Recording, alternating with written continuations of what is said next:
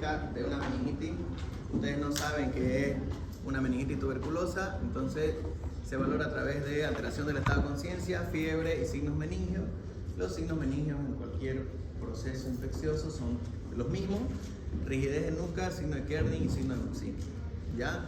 Esto tiene que ser estudiado en principio. Al haber sospecha de un problema meningio, se tiene que realizar una tomografía para descartar cualquier proceso isquémico o hemorrágico o lesión ocupante de espacio. Las lesiones ocupantes de espacio dan clínica también de meningitis, ¿ya? O los abscesos. La lesión tuberculosa puede ser netamente en la meninge, caracterizado por meningitis tuberculosa, o puede ser directamente en el parénquima, en el cerebro puro, que se denomina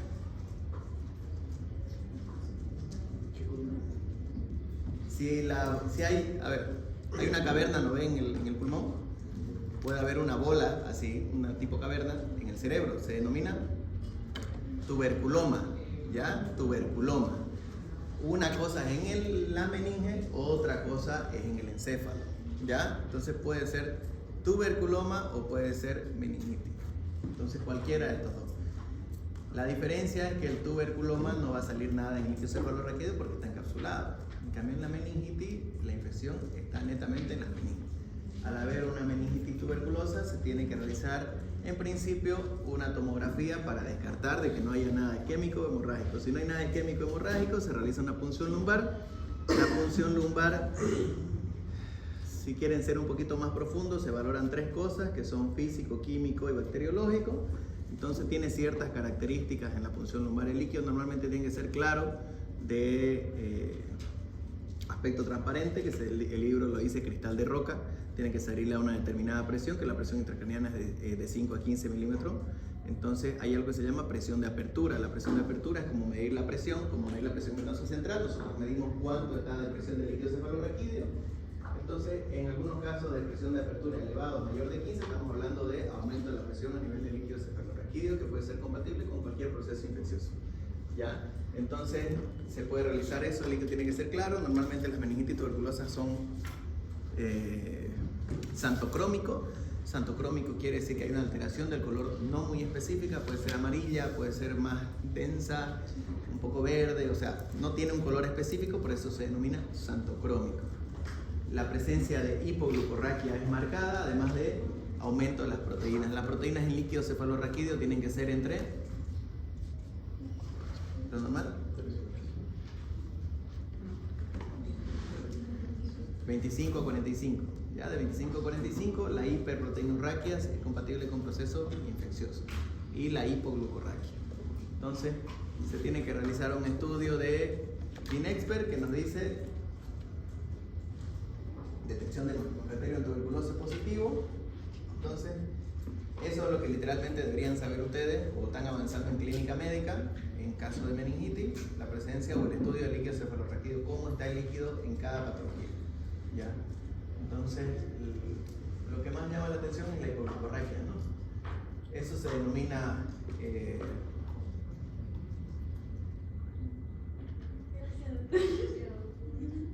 doctores, eso está en el libro.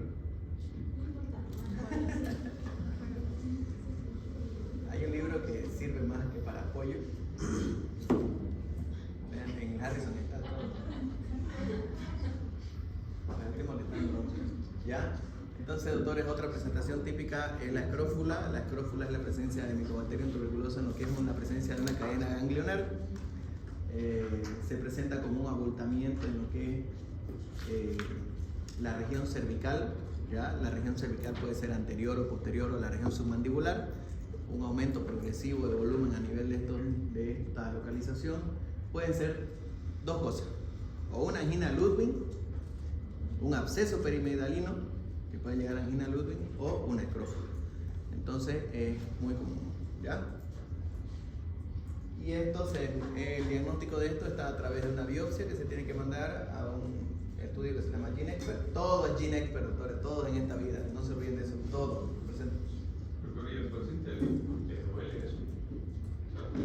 Ahí parte la diferencia, pues, ¿no? La angina Ludwig, doctores, o los abscesos perimedalinos duelen, porque es un proceso infeccioso localizado, ¿ya? Es un buchichi, ahí. Normalmente son de origen dentario, ¿ya? Una carie o un tratamiento de conducto que se sobreinfecta o la infectación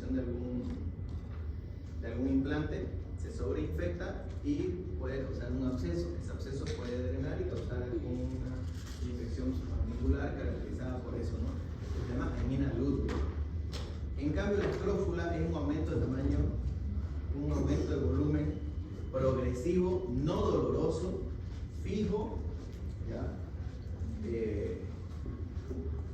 Que no tiene un contenido sólido. En cambio, el absceso tiene un contenido heterogéneo. Entonces, vos lo tocas y es fluctuante, tiene contenido líquido adentro, como cualquier cuchillo. Eso. En cambio, en la escrófula no tenés un contenido fluctuante, no hay, es netamente sólido, no doloroso. La palpación, el absceso normalmente está entre 3 a 10 días. En cambio, esta escrófula o el proceso infeccioso tuberculoso tarda más de un mes, digamos, va creciendo de a poco. Entonces, entre la presentación clínica hay un poquito de diferencia, pero el paciente pues ya te llega cuando está así, no viene cuando está iniciando. Lo mismo el tratamiento, el diagnóstico de biopsia y el tratamiento es absolutamente el mismo.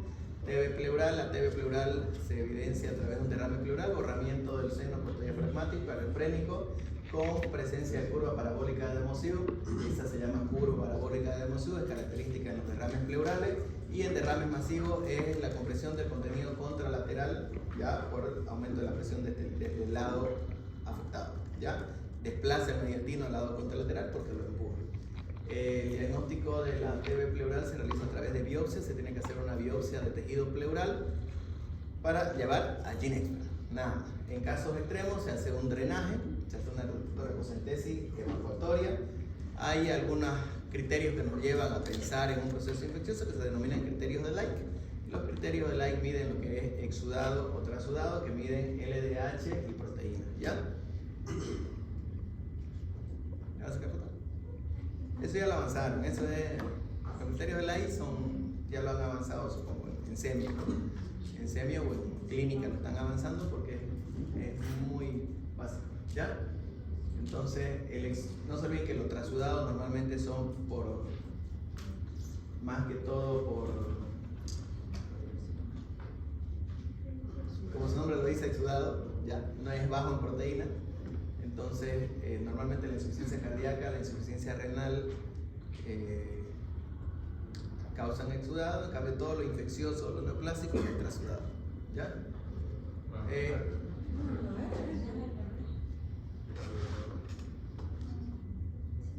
Alberrero, correcto. Ya, el derrame pericárdico, doctores, el derrame pericárdico masivo en muchos casos se diagnostica como aumento del tamaño del diámetro pericárdico, ¿ya? Del diámetro cardíaco, perdón.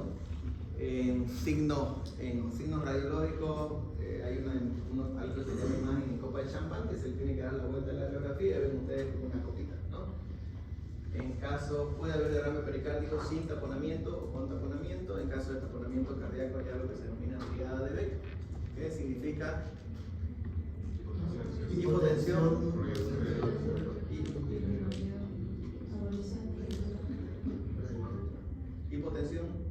disminución de ruido, inmunización yugular. Ya en caso de taponamiento cardíaco, hay algo que se denomina triada de Beck, que es criterio diagnóstico para realizar una pericardiocentesis. Lo mismo, se realiza una biopsia, se manda a GeneXpert.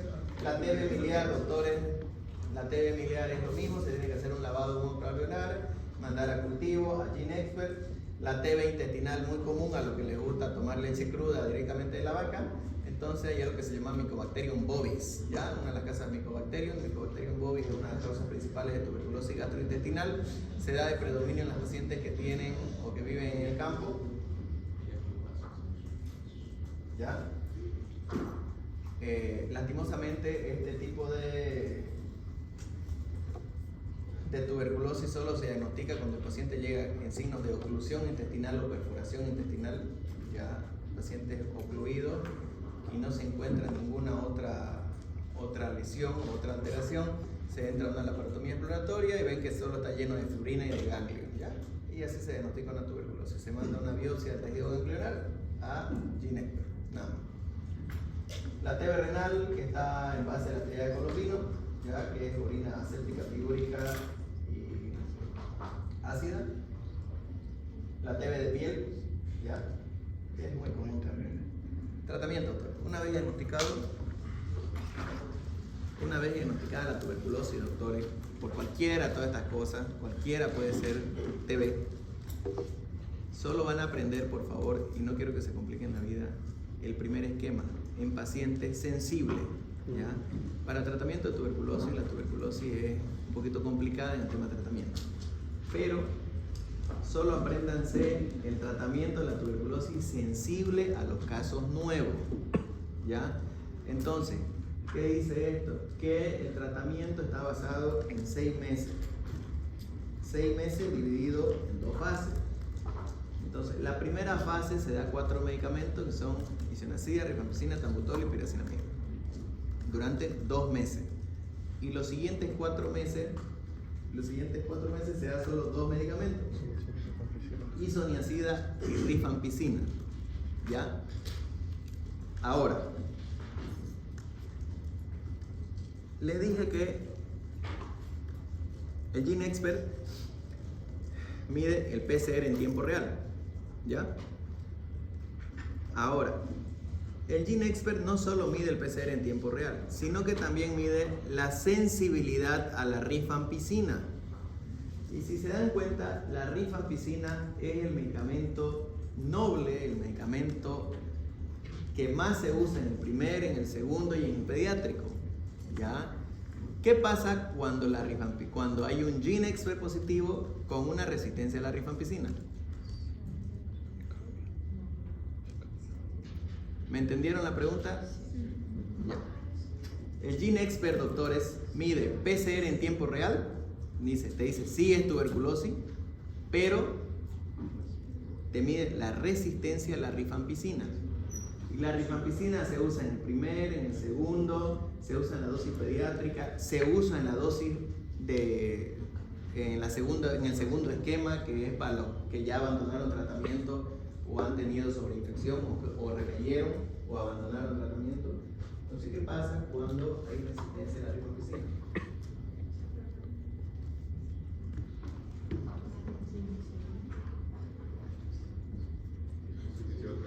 Se usa otro esquema, pues, doctor. Se usa otro esquema y aquí parte, ya les voy a empezar a complicar la vida. ¿Por qué? Porque los aminoglucósidos, ¿ah? ¿Eso ibas a decir? Los aminoglucósidos, doctores,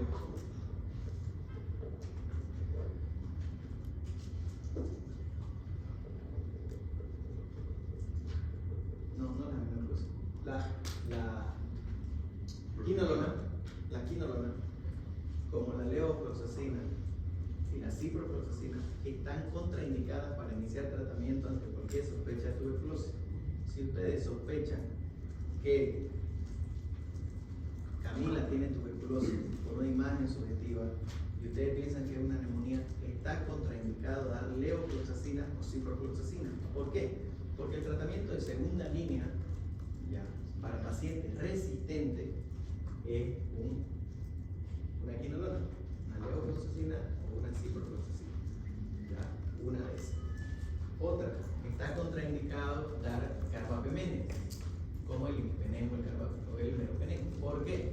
Porque se da como tratamiento para segunda línea. ¿Ya? Entonces, cuando te dice el GeneXpert que es resistente a la rifampicina, tienen que usar un segundo esquema. Y hasta ahí déjenlo. Eviten dar cipro, levo, eviten dar imipenem.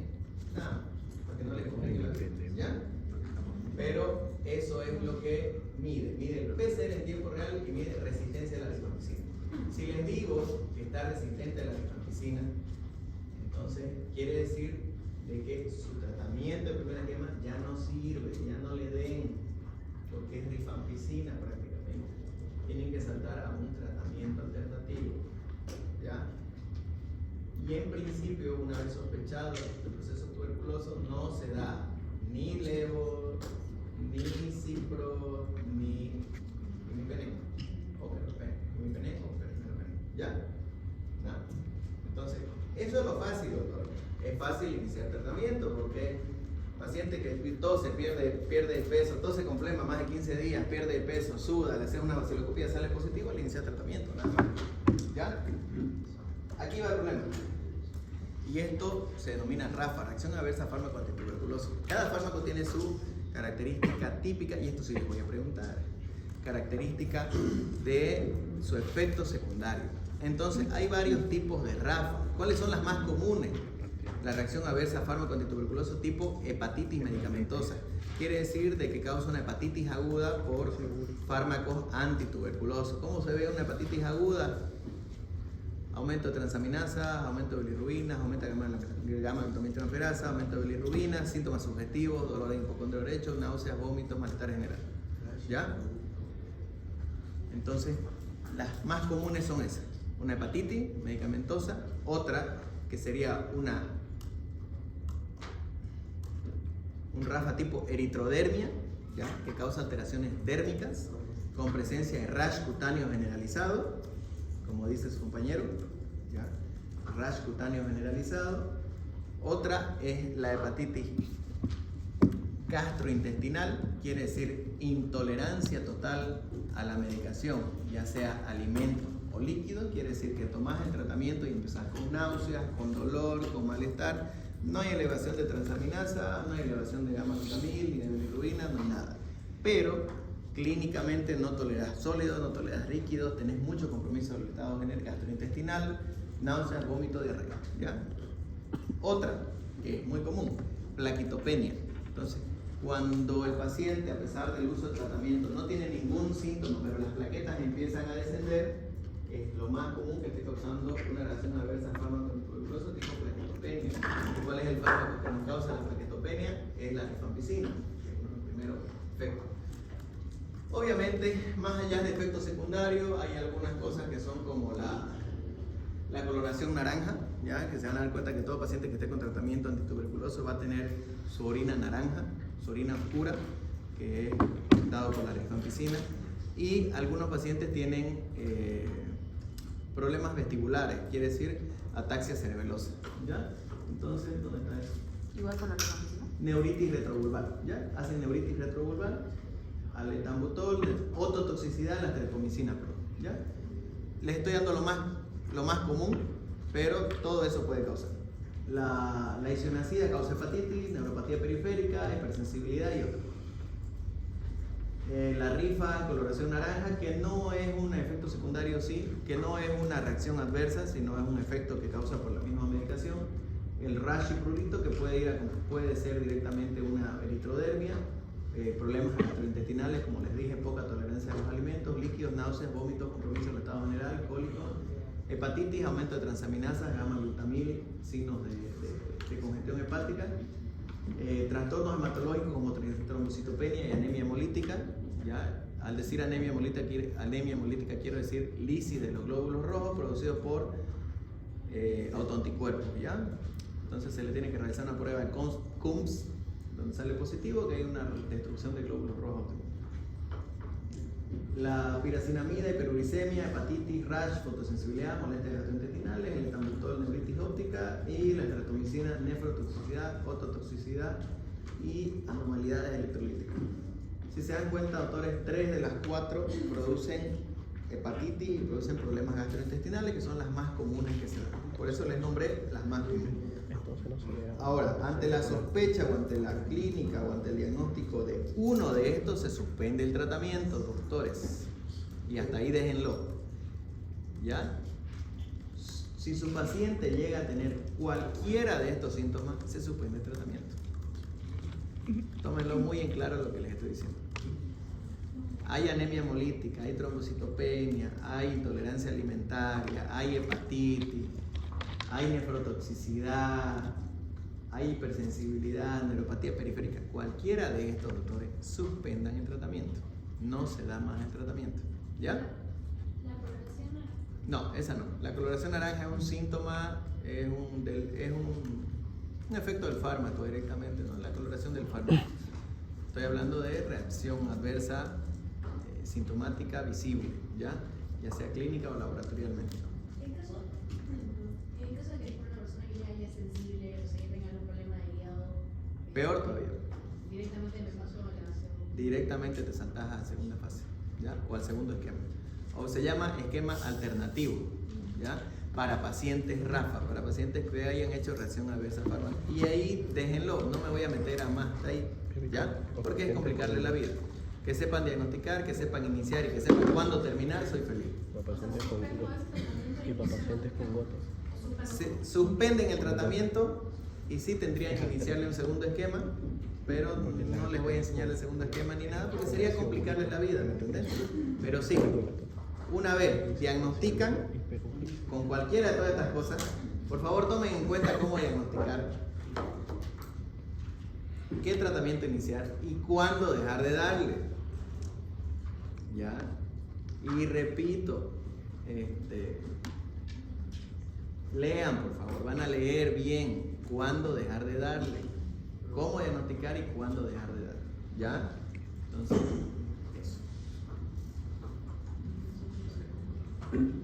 Ahora, vamos. Otra sobreinfección que es muy común se llama aspergilosis, ¿ya? Otra infección pulmonar.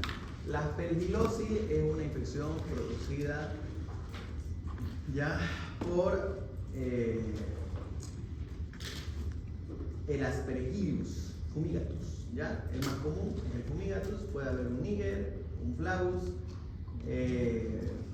Es una micosis oportunista, doctora. La aspergilosis es una micosis oportunista que se da en pacientes inmunocomprometidos o inmunodeprimidos. Ya,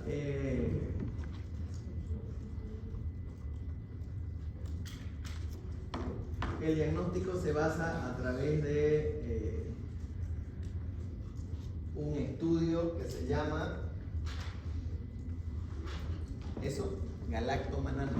Presencia de galactomanano en sangre nos puede guiar hacia un proceso infeccioso producido por la aspergilosis, ¿ya?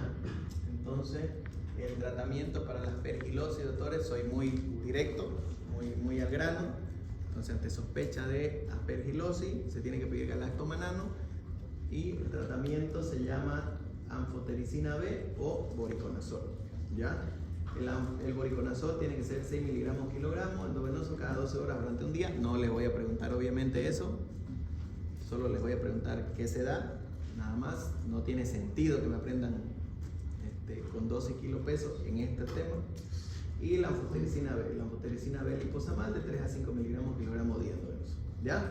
Entonces, ante la presencia de galactomanano positivo, estás hablando de un paciente que está sobreinfectado con una aspergilosis.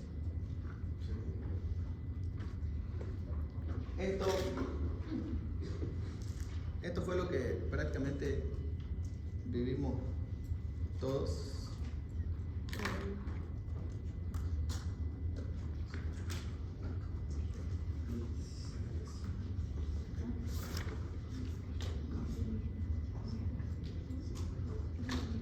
Ya, 5 minutos sin que se vayan, por favor. Sin que se vayan, porque